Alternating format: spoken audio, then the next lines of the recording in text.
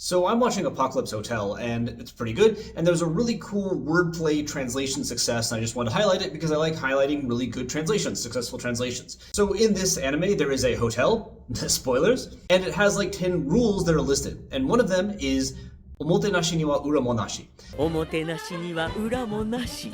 Now, this is a very tricky to translate phrase, but basically what it's saying is, in omotenashi, or hospitality, there is no ura, or backside, literally. But in context, ura can often mean like something underhanded, or like a catch. For instance, the phrase ura ga aru, like there is a ura, a backside, can mean that something has a back, but it also can mean that there's like a catch, a hitch in the story. So on paper then, this is saying that there is no catch, there's nothing behind hospitality. But there's a joke there, because the first three sounds of the word omotenashi are omote, which is homophonous with the Japanese word for the front. So you have the omote and the ura, right? It's written with this kanji, which you'll see in words like hyoshi, which is like the front of a book. And there's no actual etymological link there. This is all play. Omotenashi comes from o, which is like a little politeness prefix that turned from a fad to something you kind of have to do now. Like, ocha is not a word, it's cha plus the o, but you kind of have to say the o.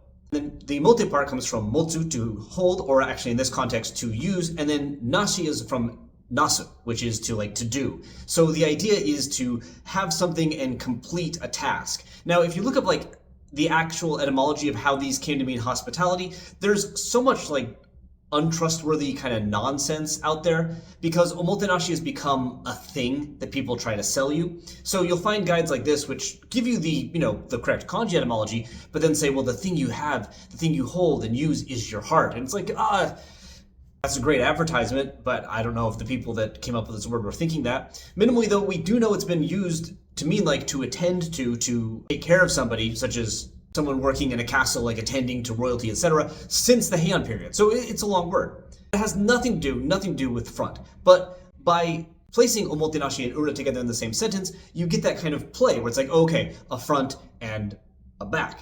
And in the hospitality of the hotel, there is no back, right? Everything's up front, everything is honest, there's nothing insidious, no catch. It's just hospitality is done for the sake of hospitality, right? It's good. So how do you translate this though? Because not only is it kind of like an interesting phrase, it has wordplay in it. Can you do it with a joke? Well, the translation went with something that I think is really good, which is our only vice is service. Now, if you didn't catch that, there is wordplay in there. You don't hear it necessarily in the pronunciation, but look at the spelling, right? And if we force it, our only vice is service.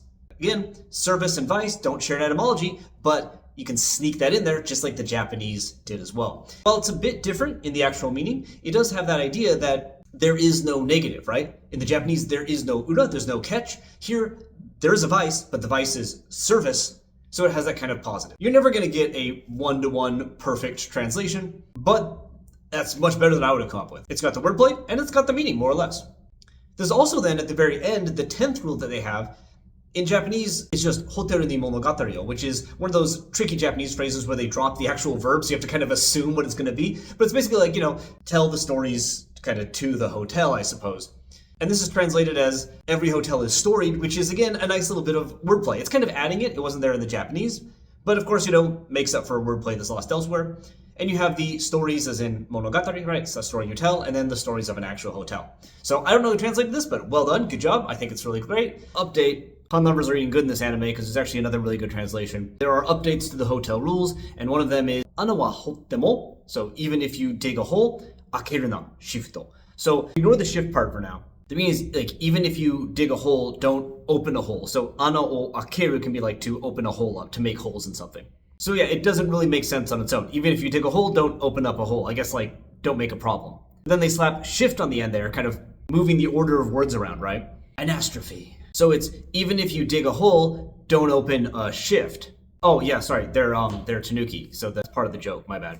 So shifto akeru. Akeru means like to take off. So it's like even if you dig a hole, don't take a shift off, but also don't open up a hole. It's not hilarious, but it is a joke.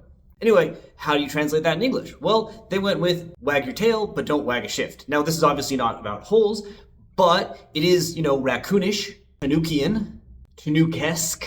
I don't know what the proper term for tanuki-like is. And of course it plays on wag and wag, which I honestly forgot we had that version of wag in English. So well done there too. If you're the person who did this and you're watching it, I think you're good at your job. If I had any control over anything, I would give you a raise, or a bonus at least. And I don't have a point, I just like highlighting good translations, especially when they involve a little wordplay. And also, I haven't finished the anime yet, but it's pretty good, so if you haven't seen it, check it out. The end. There's no point to this, I just wanted to make a video, so I did. We're free, we can do what we want. Bye. I've only had him for a day and a half, but if anything happened to him, I would kill everyone in this room and then myself.